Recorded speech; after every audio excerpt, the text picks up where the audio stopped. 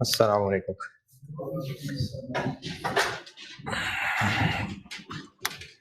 Portfolio theory खत्म। एक काफी इंपॉर्टेंट कॉन्सेप्ट है कैपिटल एसेट प्राइसिंग मॉडल। इसको प्यार से कैपम कहते हैं।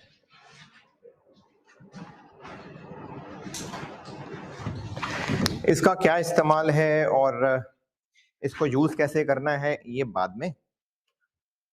पहले आपको ना मैं कुछ डिफरेंट टर्म्स सिखाने लगा हूं, वो टर्म्स सीख लें, फिर उनको मैं यूज करके कैपम बताऊंगा। अभी कैपम नहीं बता रहा क्या होता है, अभी कुछ टर्म्स बता रहा हूं जो यहां पर इस्तेमाल होनी है।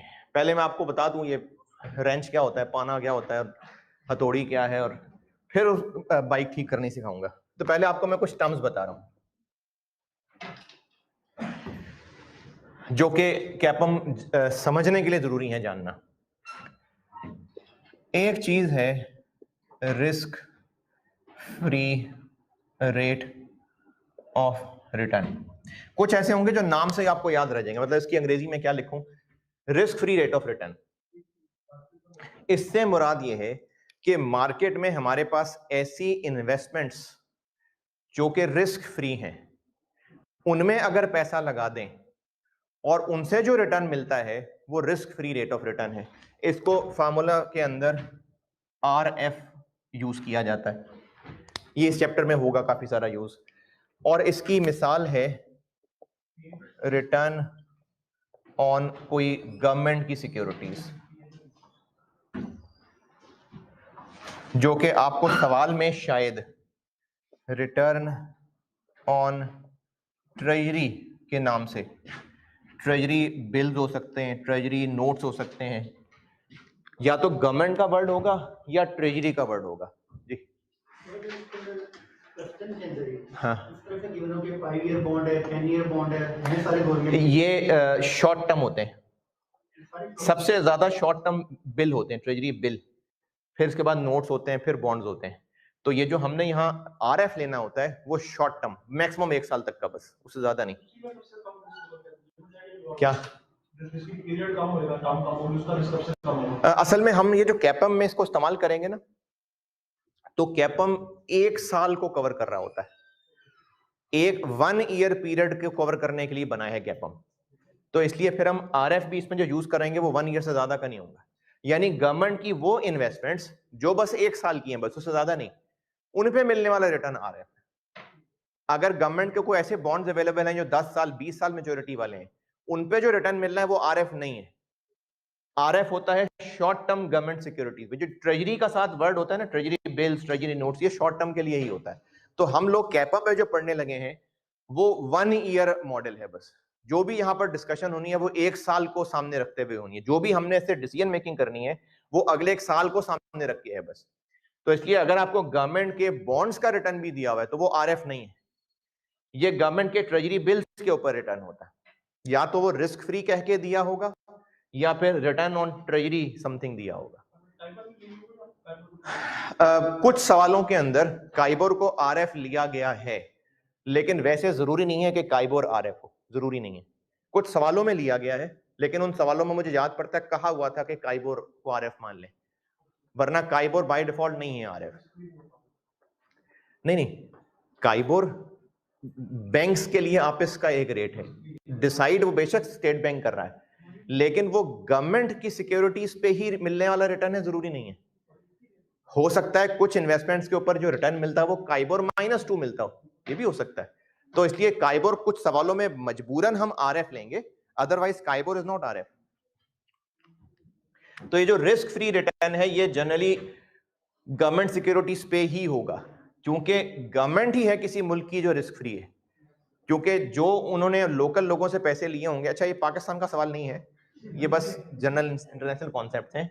तो गवर्नमेंट को दिया गया पैसा रिस्क फ्री है, इसलिए गवर्नमेंट सिक्योरिटी से जो रिटर्न आएगा उसको RF कहते हैं। ये हो गया जी RF।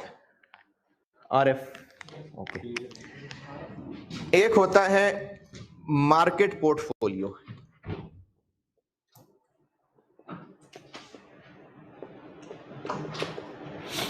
ये मैं आपको समझाऊंगा, फिर आप लोग खुद ही अपने जबान में उर्दू, इंग्लिश, पंजाबी जैसे लिखना चाहें लिख लीजिएगा। कॉन्सेप्ट समझ लें इसका। 2-3 मिसालों से समझाता हूं। अगर मोबाइल बेचना है और आपने उसका रेट लगवाना है मार्केट से, तो क्या मुराद है कि मार्केट से रेट लगवाना है? क्या मतलब है इस बात का? कहाँ जाएंगे, कहाँ पता करेंगे जाके? हफीज सेंटर में जाएंगे या हाल रोड पे चले जाएंगे? तो हफीज सेंटर में तो टोटल मिला के अगर 400 दुकानें हैं तो हर दुकान में जाएंगे, फिर हर फ्लोर पे एक।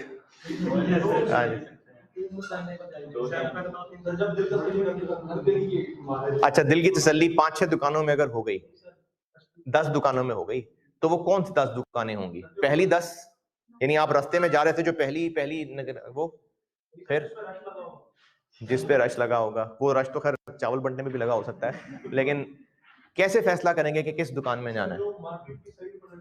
कैसे पता लगेगा ये? हाँ, अगर तो हमें किसी ने रिकमेंड किया हो कि फलानी दुकान पे जाना, या अगर किसी ने रिकमेंड नहीं किया, खुद जाके देखना है हमने, तो बजाहिर जो हमें बड़ी दुकान लगेगी हम वहां जाएंगे, क्योंकि बड़ी दुकान होगी तो मोस्ट प्रोबेबली वहां पर ट्रांजैक्शंस का वॉल्यूम भी ज्यादा होगा। तो मार्केट से मुराद पूरी मार्केट नहीं है, उसकी 5, 6, 7, 8, 10, 15, 20 डिपेंड करता है मार्केट किस तरह की है, का वो सैंपल, कि अगर उस सैंपल का डाटा मिल जाए तो समझो पूरे मार्केट में वही है। अगर हमने मोबाइल की, जैसे मैं मिसाल दे रहा हूं, मोबाइल का रेट लगवाना है तो ऑफिस सेंटर या हॉल रोड या पूरे पाकिस्तान में जितनी दुकानें हैं सब जगह जाने की जरूरत नहीं है। ऐसा नहीं है कि सारी मोबाइल की दुकानों, वो एसीपी प्रद्युमन कहते थे ना कि सबको बुला लो, तो ऐसा नहीं कि सारे मोबाइल वालों को बुला लो। हम कुछ दुकानों पे जाएंगे और वो 5, 6, 7, 8 दुकानें जो पूरी मार्केट का रिप्रेजेंटेटिव सैंपल हों, उसको हम कहेंगे कि मार्केट से रेट लगवाया। अच्छा, और मिसाल, आपने जॉब मार्केट में अप्लाई करना है, या अगर आप किसी पोजीशन पे बैठे हैं और आपने कोई हायर करना है, तो आप खुद भी प्रोस्पेक्टिव एम्प्लॉय के पॉइंट ऑफ व्यू से देखें या प्रोस्पेक्टिव एम्प्लॉयर के पॉइंट ऑफ व्यू से, एक टर्म यूज बोली जाती है जी, मार्केट कंपैरेटिव सैलरी। तो क्या मतलब मार्केट? तो मार्केट कौन सी? हफीज सेंटर, अनारकली, कहाँ कहाँ है वो? गजुमता के पीछे है, कहाँ है? उस जैसे बिजनेसेस, और उनमें जरूरी नहीं उस जैसे बिजनेसेस, ऐसे बिजनेसेस जो नॉर्मली चार्टर्ड अकाउंटेंट्स को हायर किया करते हैं। अच्छा, जो नॉर्मली चार्टर्ड अकाउंटेंट को हायर किया करते हैं उन्हीं को पता होगा कि क्या रेट चल रहा है। वरना अगर किसी सरकारी नौकरी का इश्तिहार देखे ना अखबार में, तो उसने दिया होता है कि रिक्वायरमेंट सीए, एम.कॉम, बी.कॉम करता करता ना वो नीचे आ जाता है। तो वो बिजनेसेस जहां पर चार्टर्ड अकाउंटेंट्स हायर होते हैं, 2, 4, 5 बड़ी कंपनीज काफी हैं। उनका डाटा अगर हमें मिल जाए, उनके डाटा से मुराद है कि जहां पर नॉर्मली सीए को कितनी तनख्वाह मिलती है, तो इसका मतलब हमने पूरा पाकिस्तान फिर के देख लिया? नहीं। तो फिर उन 2, 4, 5 कंपनीज पे भरोसा क्यों कर लिया? कि हमने मान लिया कि ये रिप्रेजेंटेटिव हैं और पूरे पाकिस्तान में जितने चार्टर्ड अकाउंटेंट हैं उनमें से मेजॉरिटी इनके पास है, या इनके पास रेट फेयर होगा। तो किसी भी चीज की मार्केट से मुराद वो टोटल मार्केट पॉपुलेशन नहीं होती, वो 2, 4, 5, 10, 20, 25 डिपेंडिंग अपॉन मार्केट सप्लायर्स का वो सैंपल होता है जिसको कह सकते हैं कि पूरी पॉपुलेशन को रिप्रेजेंट कर रहा है। इसी तरह से अगर स्टॉक मार्केट में टोटल 500 कंपनीज रजिस्टर्ड हैं, 1000 कंपनीज लिस्टेड हैं, पाकिस्तान पीएसएक्स में कितनी है वैसे को कहता? 1500, चले 500-600 ही है बस। नहीं यार, चलो किसी मुल्क के स्टॉक एक्सचेंज में अगर 1500, 2000 कंपनीज लिस्टेड हैं, तो जरूरी है कि हर रोज उन 1500 की 1500 कंपनीज के शेयर्स बिकते खरीदे जाते होंगे? नहीं। हो सकता है कि टॉप कोई 50, 60, 100 इतनी कंपनीज होंगी जहां पर ज्यादा ट्रेडिंग हो रही होती है। अगर उन कंपनीज का सैंपल सिलेक्ट कर लिया जाए तो उसको मार्केट पोर्टफोलियो कहते हैं।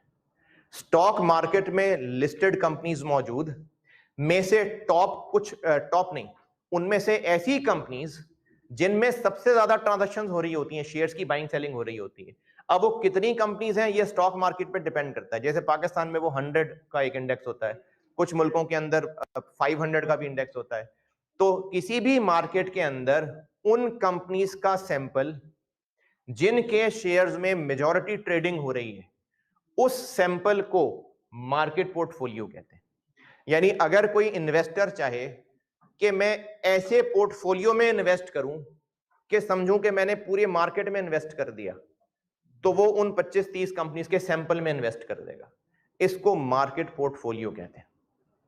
क्या ये कहीं पर डिफाइंड है? हाँ होगा, मार्केट के अंदर डिफाइंड होगा। यानी इस मार्केट में जितने ब्रोकर्स वगैरह, जितने लोग इस मार्केट के अंदर हैं, उन्होंने आपस में समझबूझ के तहत कोई ना कोई सैंपल क्रिएट किया होगा, जिसमें से कोई कंपनी निकल भी जाती होगी, कोई कंपनी आ भी जाती होगी। तो इस पोर्टफोलियो को मार्केट पोर्टफोलियो कहते हैं। मार्केट पोर्टफोलियो का कॉन्सेप्ट आया समझ? तो इससे पहले कि आपके समझ से निकले, कुछ ना कुछ लिख लें।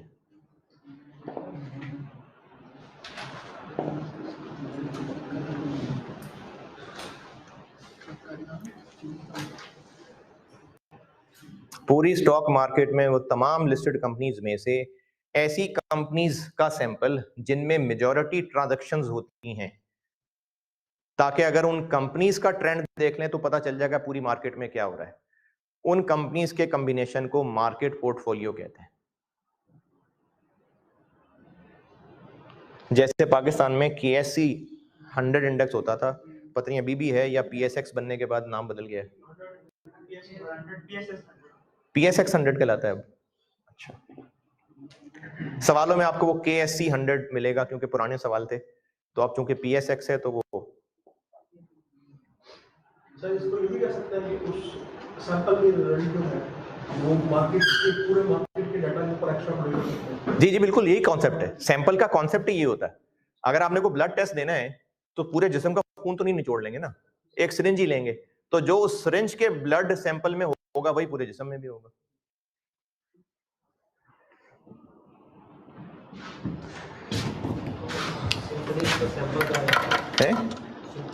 सिंपल मार्केट का सैंपल।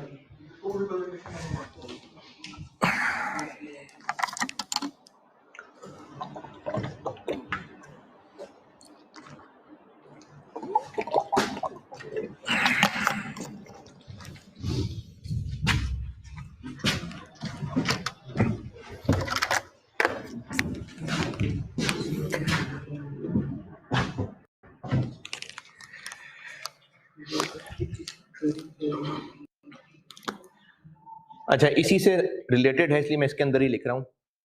RM होता है return on market portfolio. RM यानी अगर कोई इन्वेस्टर मार्केट में मौजूद इन सैंपल कंपनीज में पैसा लगा दे तो कहा जाएगा कि उसने मार्केट पोर्टफोलियो में पैसा लगा दिया, और इस इन्वेस्टमेंट पे जो उसको साल बाद रिटर्न मिलने की उम्मीद है वो RM है। उसको रिटर्न ऑन मार्केट पोर्टफोलियो कहते हैं, या जस्ट मार्केट रिटर्न भी कहा हो सकता है सवाल में, market rate of return RM। अभी डिसीजन तक नहीं पहुंचा, अभी कुछ टर्म सिखा रहा हूं बस।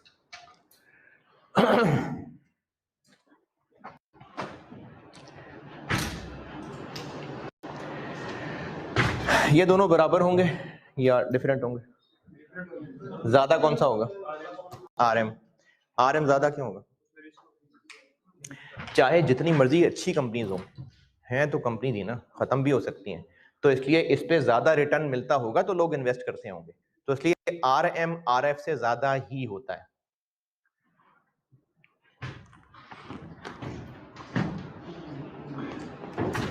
ये मिटा दूं सब।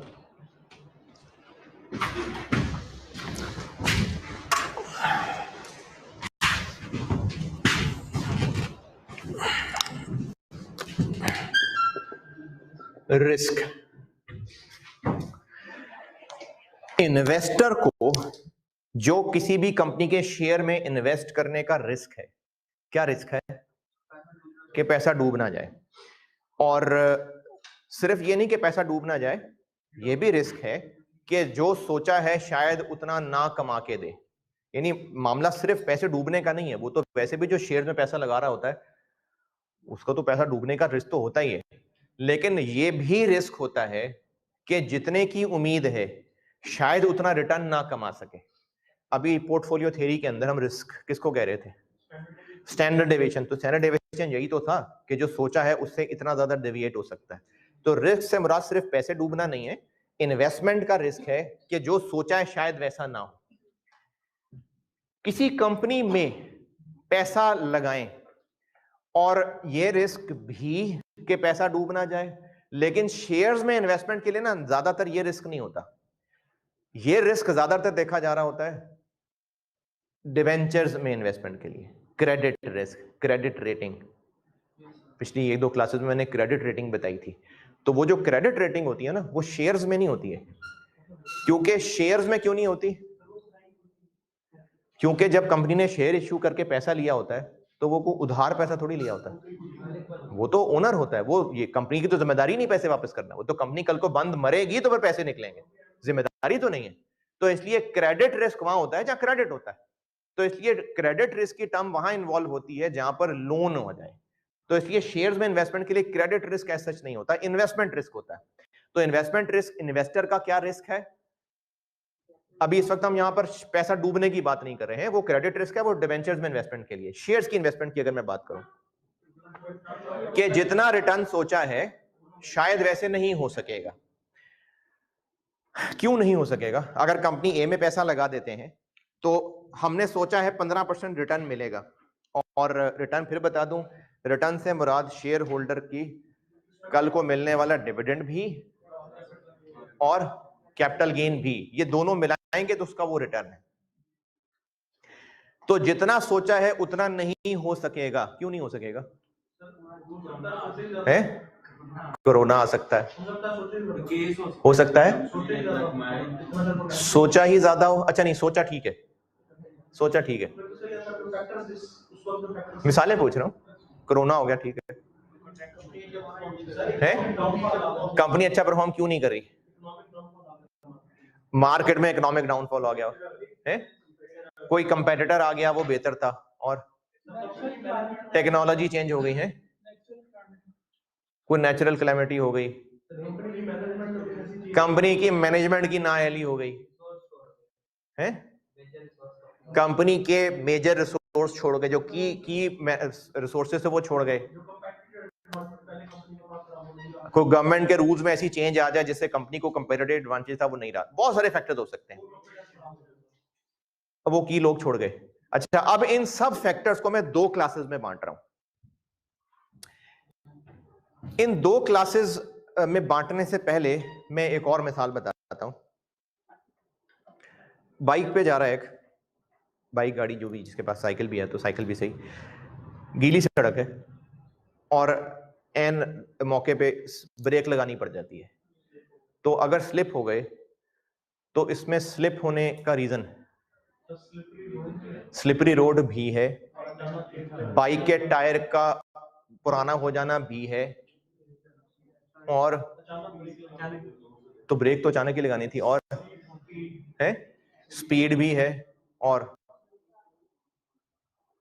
भी है फ्रिक्शन तो चलो वो तो है ही, कितनी अहम फैक्टर तो भूल ही गए यार। जो बाइक चला रहा है वो काबिल है कि नहीं है, उसका वजन कितना है, उसको कितनी स्किल है ड्राइविंग की। तो जब बाइक या गाड़ी स्लिप होगी तो रीजन उस ड्राइवर का भी है, गाड़ी बाइक का भी है, और सड़क का भी है, और जो अचानक सामने आया है उसका भी है। तो जो हमने सोचा वो नहीं हो सकेगा, इसके फैक्टर्स को मैं 2 हिस्सों में बांट रहा हूं, या तो वो इंटरनल फैक्टर्स होंगे या एक्सटर्नल फैक्टर्स होंगे।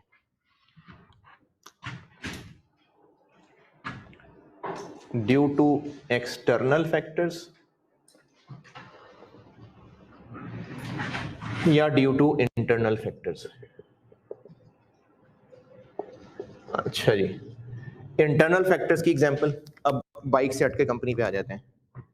कंपनी उतना अच्छा परफॉर्म नहीं कर सकेगी जितना सोचा था, मैनेजमेंट की इनकम्पिटेंस होगी, एम्प्लॉइज का टर्नओवर हो सकता है, कंपनी के खिलाफ कोई केसेस हो सकते हैं, कंपनी के कोई कॉन्ट्रैक्ट्स एक्सपायर हो सकते हैं। अच्छा, एक्सटर्नल फैक्टर्स, मार्केट के अंदर वो चेंजेस इन मार्केट्स आ जाएं, लॉज आ जाएं, टेक्नोलॉजी आ जाए, वो कंपटीशन मार्केट हो गया ना। वो फैक्टर्स जो कंपनी के अंदर के हैं, इंटरनल फैक्टर्स। मैं रिस्क फिर बता रहा हूं, एक इन्वेस्टर को किसी कंपनी के शेयर्स में इन्वेस्ट करने का जो रिस्क है, इन्वेस्टमेंट रिस्क, वो ये है कि जो सोचा है कि शायद इतना रिटर्न होगा वो ना हो सकेगा, ये रिस्क है। अब या तो वो कंपनी के अपने मसाइल की वजह से होगा या मार्केट फैक्टर्स की वजह से होगा। वो रिस्क जो अपने मसाइल की वजह से है उसको अनसिस्टमैटिक रिस्क कहते हैं।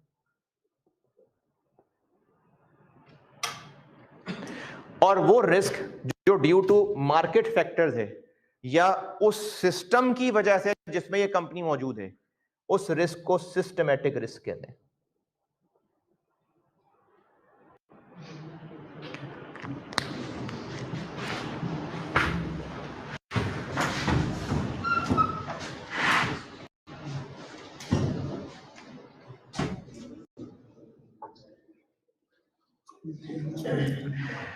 सिस्टमैटिक और अनसिस्टमैटिक का फर्क, ओके।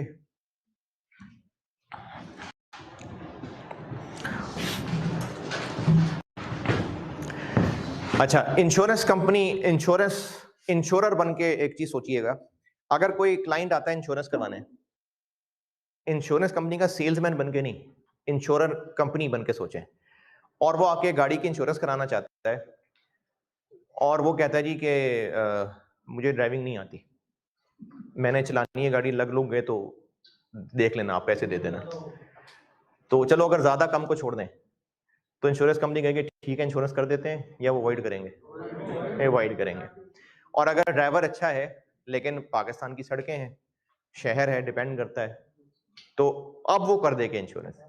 तो इसका मतलब है कि इंश्योरेंस कंपनी उस चीज को कंपनसेट करने को तैयार है जो एक्सटर्नल फैक्टर्स की वजह से।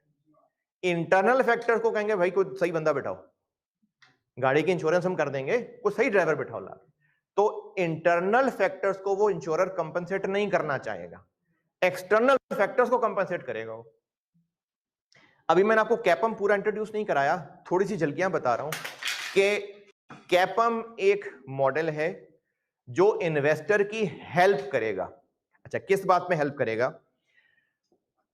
जैसे अगर आपने कहीं जॉब इंटरव्यू देने जाना है तो आपका एक सियाना दोस्त या एक सियाना सीनियर आपको हेल्प करेगा, गाइड करेगा।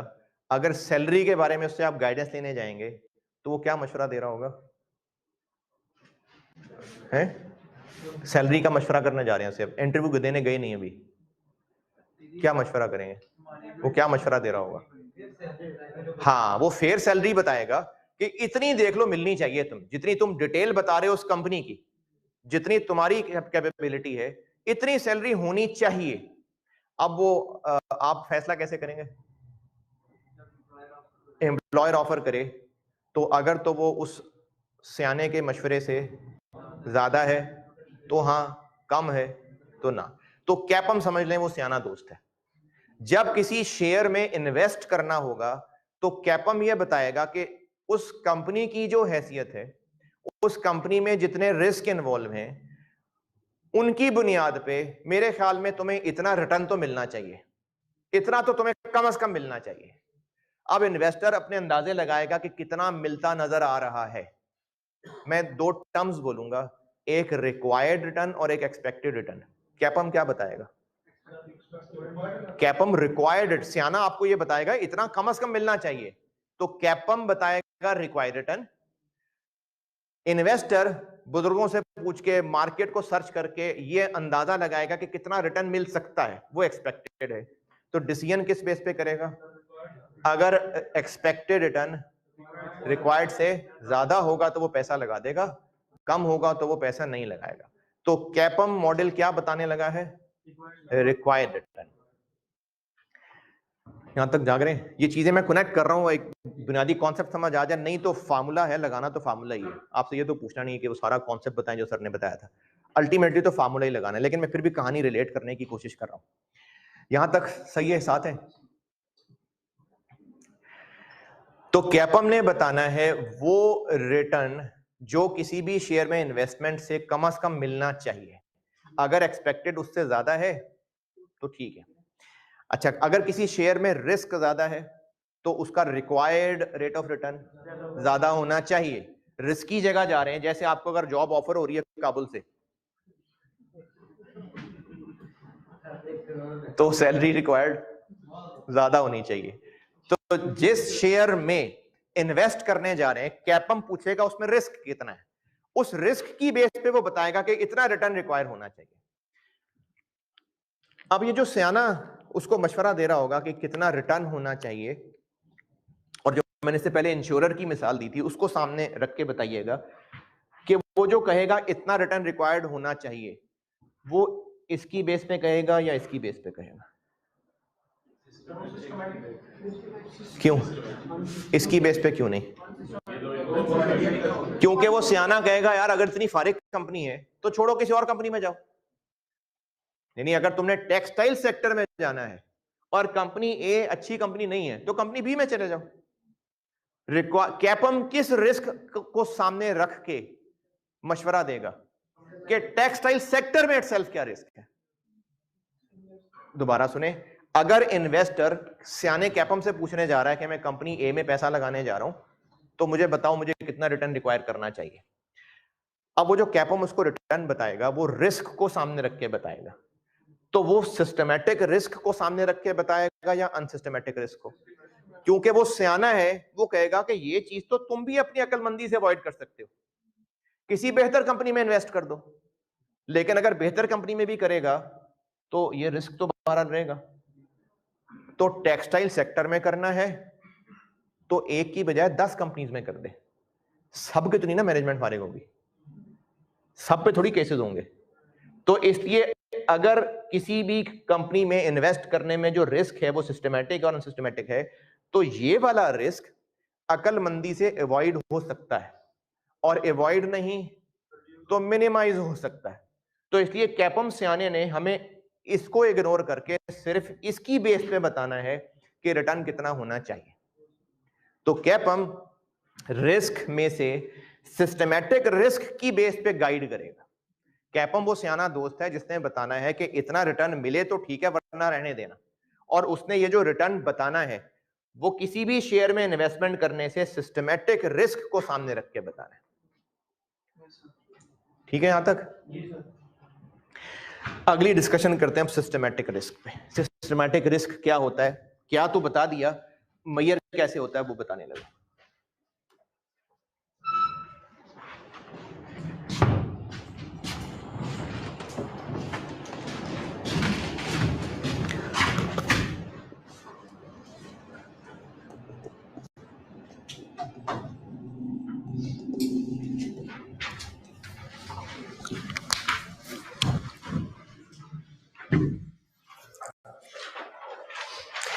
सिस्टमैटिक रिस्क समझा रहा हूं। अब सिस्टमैटिक रिस्क पे अब और बात करने लगा।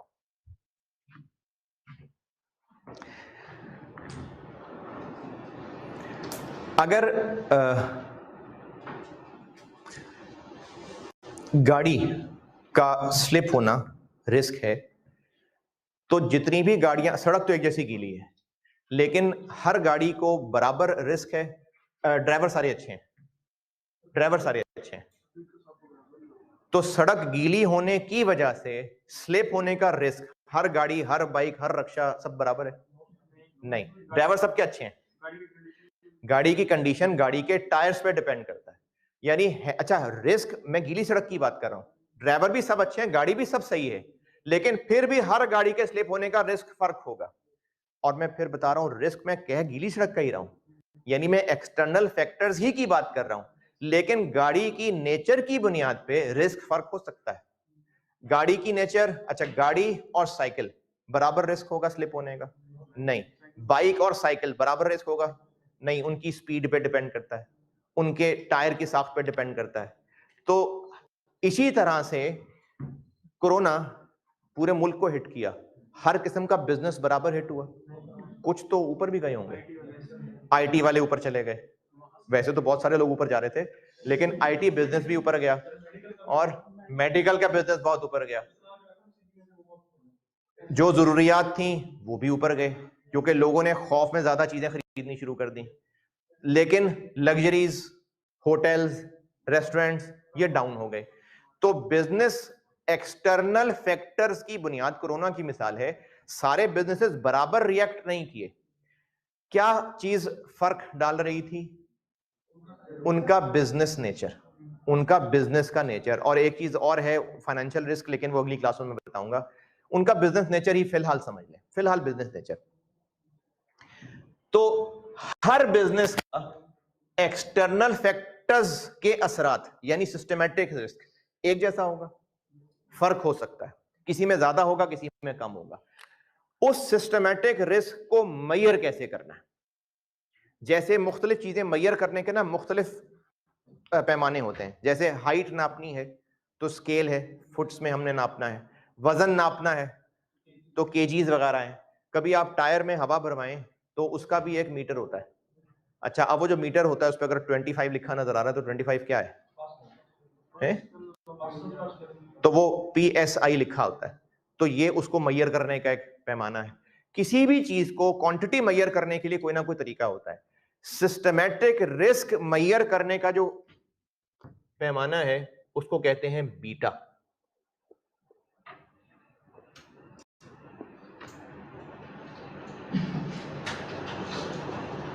किसी भी कंपनी में इन्वेस्टमेंट करते हुए उस कंपनी के सिस्टमैटिक रिस्क को मेजर करने के लिए उसका बीटा कैलकुलेट किया जाता है।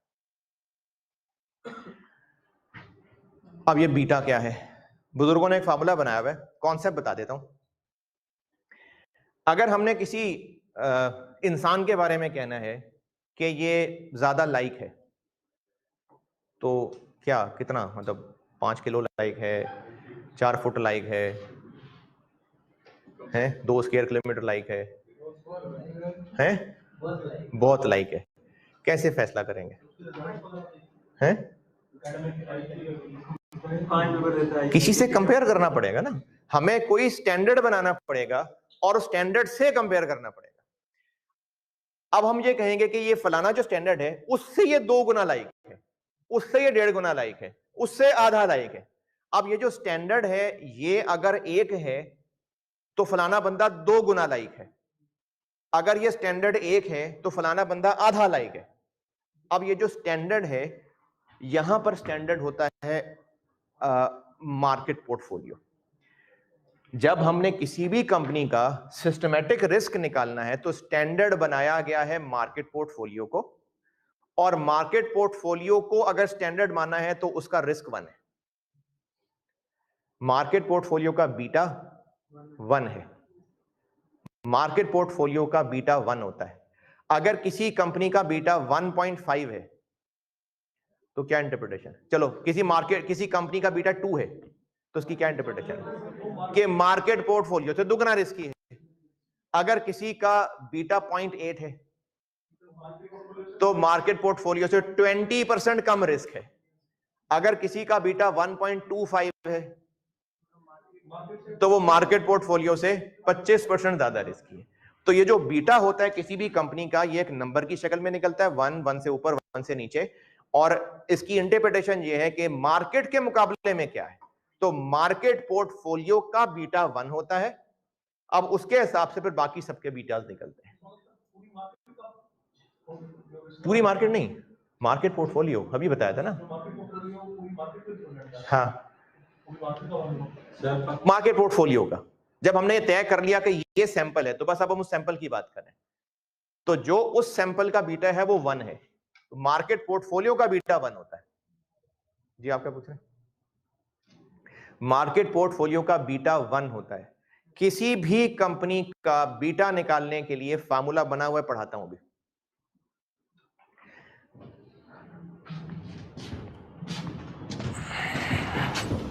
पेज नंबर 1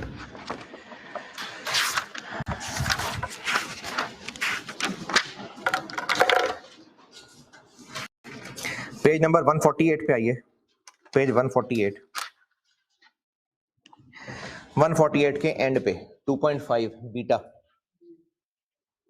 ये पढ़ लें सारा और इसके फार्मूले को एक बार पढ़ लें, फिर मैं समझाता हूं कि ये क्या क्या नाम है सारे। पेज 148 एंड पे 2.5 बीटा, ये अंग्रेजी पढ़ लें और फार्मूला देख लें। हो सकता है आपको बीटा गिवन हो सकता है कैलकुलेट करना पड़े।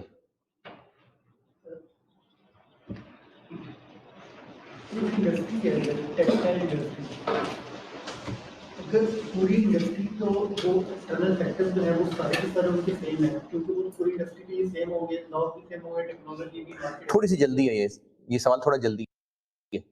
मैं अगली क्लासेस में ना इस पे बात करूंगा कि एक इंडस्ट्री के अंदर बीटा क्या होगा, इस पे करूंगा मैं ना। आगे चल के एसेट बीटा, इक्विटी बीटा पे करूंगा बात, तो तब करूंगा इसका जवाब।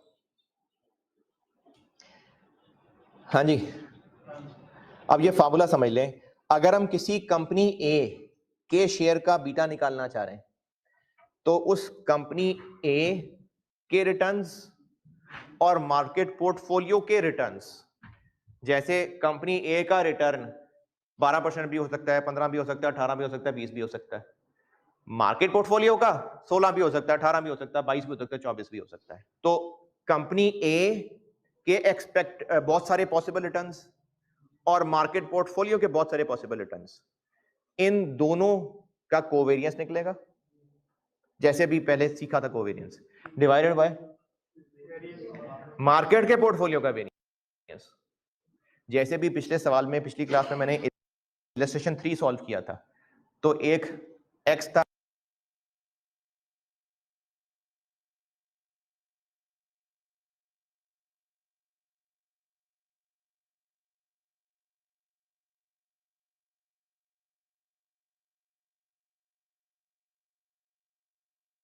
एक वाई था।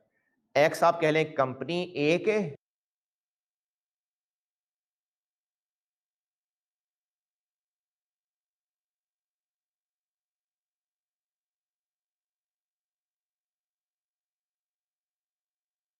रिटर्न्स और वाई कह लें मार्केट पोर्टफोलियो के रिटर्न्स।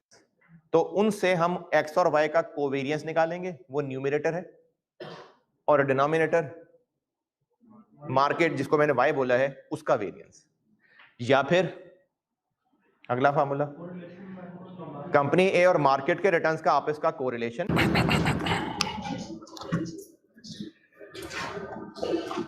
अगर आर एफ 6% है और आर एम 9% है, कंपनी ए का बीटा 2 है, कंपनी ए का बीटा 2 है। क्या इंटरप्रिटेशन है 2 की?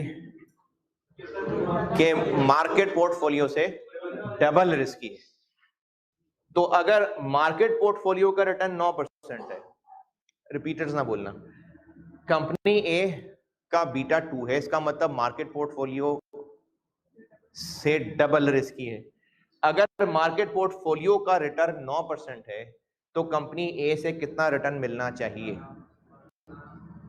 है? 18%। एक जज्बाती आंसर है, समझाता हूं मैं। मार्केट पोर्टफोलियो का रिटर्न 9% है, लेकिन ये 9 सारा का सारा इसके रिस्क की वजह से नहीं है। अगर मार्केट पोर्टफोलियो में कोई रिस्क ना होता तो ये 0 होता। मार्केट पोर्टफोलियो में इन्वेस्ट करने पे अगर कोई रिस्क ना होता तो रिटर्न 0 होता क्या? नहीं, 6 तो होता ही ना। तो मार्केट पोर्टफोलियो 6 से ज्यादा क्यों है? क्योंकि इसमें रिस्क है। तो रिस्क की वजह से कितना ज्यादा है? 3। इसको कहते हैं मार्केट पोर्टफोलियो का रिस्क प्रीमियम।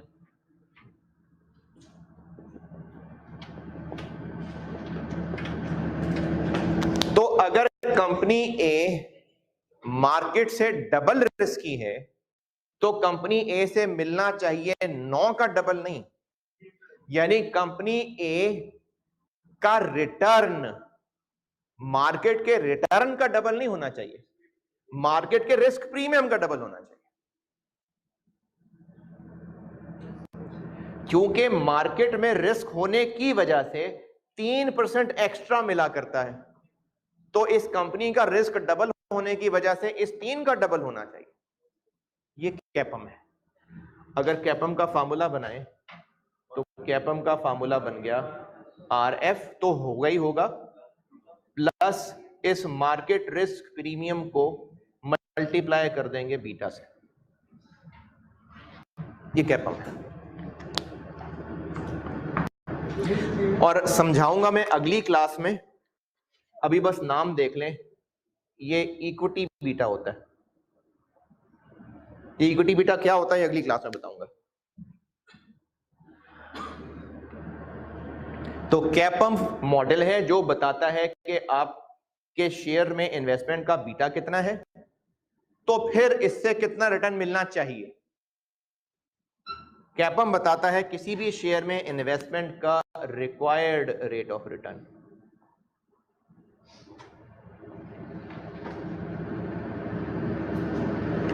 ये कैपम है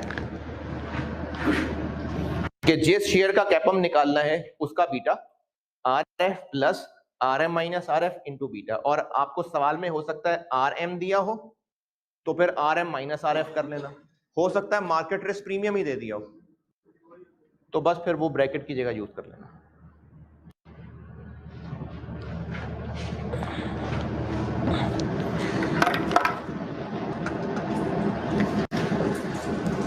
पेज 148 पे 2.4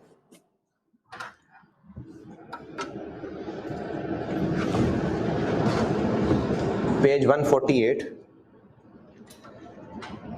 2.4 कैपम पढ़ लें।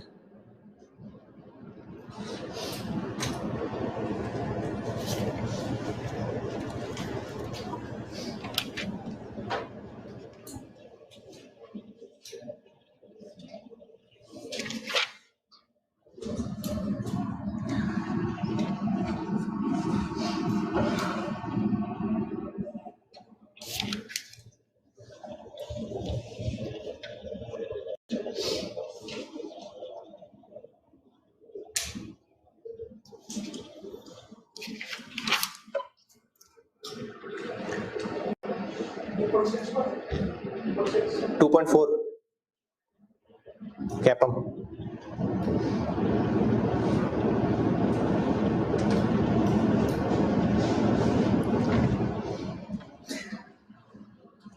हाँ जी पढ़ लिया। 2.7 भी पढ़ लें। पोर्टफोलियो का बीटा ऐसे निकल सकता है।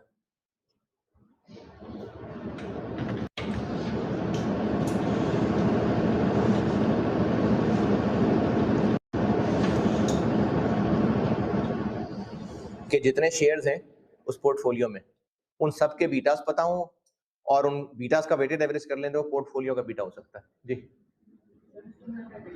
पता चल गया कि ट्रेडिंग बॉन्ड वगैरह मुझे मार्केट रिटर्न आपने बताया कि वो मार्केट रिटर्न वो कैसे कंप्यूट करेंगे। हम कौन है, हम कौन है, स्टूडेंट या इन्वेस्टर? वो तो KSE 100 इंडेक्स की परफॉर्मेंस देख के, जैसे एक इंडिविजुअल शेयर की परफॉर्मेंस है कि इससे इतना रिटर्न मिलने की उम्मीद है, तो वैसे ही जो मार्केट में फाइनेंशियल एक्सपर्ट्स होंगे वो बताएंगे कि KSE कितना परफॉर्म करेगा। ये वो बताएंगे, मार्केट एक्सपर्ट्स बताएंगे। जैसे किसी प्लॉट में इन्वेस्ट करना है तो ये कैसे पता कि इस प्लॉट की कीमत अगले साल कितनी हो जाएगी? प्रॉपर्टी के एक्सपर्ट्स ही बताएंगे ना। तो इसी तरह से मार्केट रिटर्न भी एक्सपर्ट्स ही एस्टिमेट करते हैं। 2.7 2.5 तो पहले बताया ना।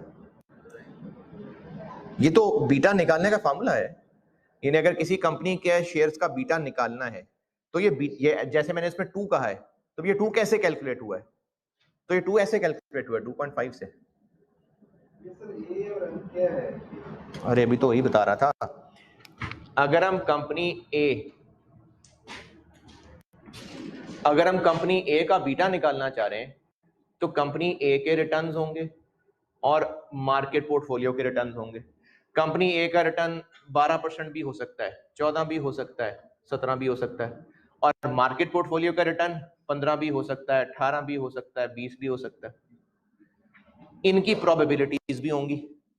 तो इसको आप x रख लें, इसको y रख लें। कोवेरियंस डिवाइडेड बाय इसका वेरियंस, तो उससे a का बीटा निकल आएगा। अगले पेज पे एंड पे आए, अगले पेज पे एंड 149 एंड 149 एंड कि कैपम से हमें डिसीजन मेकिंग में हेल्प कैसे मिलेगी। पहली चीज है इसमें स्टॉक मार्केट के डिसीजंस, पेज 149 का एंड, स्टॉक मार्केट के डिसीजंस। अगर इन्वेस्टर ने फैसला करना है कि फलाना शेयर खरीदे कि ना खरीदे, या फलाना शेयर पहले ही है बेचे या ना बेचे, तो उसमें कैपम हेल्प करेगा। कैसे करेगा? अगर यह फैसला करना है कि शेयर खरीदे या ना खरीदे, तो कैपम से हेल्प कैसे होगी? अगर यह फैसला करना है कि शेयर खरीदे या ना खरीदे, तो कैपम से कैसे हेल्प लेगा? उस शेयर का कैपम कैलकुलेट करेगा और एक्सपेक्टेड रिटर्न कैलकुलेट करेगा। अगर एक्सपेक्टेड रिटर्न ज्यादा है तो फिर खरीद लेगा। रिक्वायर्ड से ज्यादा मिलना है तो अच्छा शेयर है ना, खरीद लेगा। इसी तरह से शेयर्स पहले ही मौजूद हैं, फैसला करना है कि फारिग शेयर्स को फारिग करना है, तो उन शेयर्स का कैपम निकालेंगे, एक्सपेक्टेड रिटर्न निकालेंगे, और किन किन को शेयर्स को फारिग करें? जिसका एक्सपेक्टेड कैपम से कम है उसको फारिग कर देंगे। तो शेयर्स के खरीदने का डिसीजन, शेयर्स के बेचने का डिसीजन, ये कैपम की हेल्प से होगा। अब उसके लिए मुख्तलिफ टर्म्स हो सकती हैं, साथ ब्रैकेट में लिखी हुई है मैंने। ओवर परफॉर्मिंग, अंडर परफॉर्मिंग की टर्म हो सकती है, अंडर वैल्यूड ओवर वैल्यूड की टर्म हो सकती है। तो ये इस पेज पे और अगले पेज पे जो 6-7 लाइनें हैं वो सारी पढ़ लें। अगले पेज पे यूज ऑफ अल्फा से ऊपर ऊपर तक सारा पढ़ लें। ये टोटल रिटर्न मैंने आपको पहले ज़बानी बता दिया था।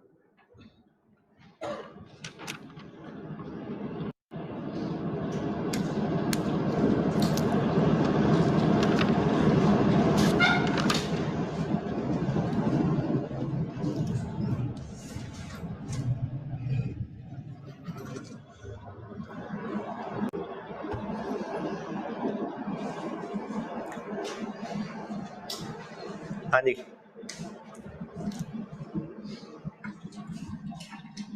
इवन तो हम दो ट्रेड वाले बात बोले थे कि नॉट के ऊपर यूज कर लेंगे, इवन कैसे यूज करेंगे? सवाल में दी होगी। ये एक्सपर्ट बताते हैं ना कि अगले साल कितना प्राइस हो जाएगी इसकी, सवाल में दी होगी।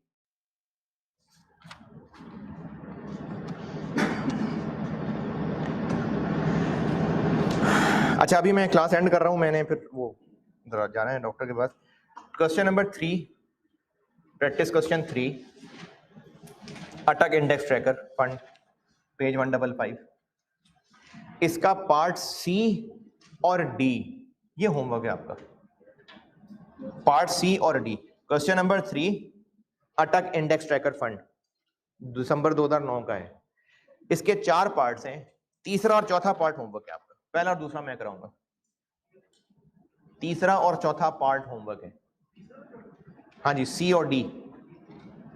चलें ठीक है, अल्लाह।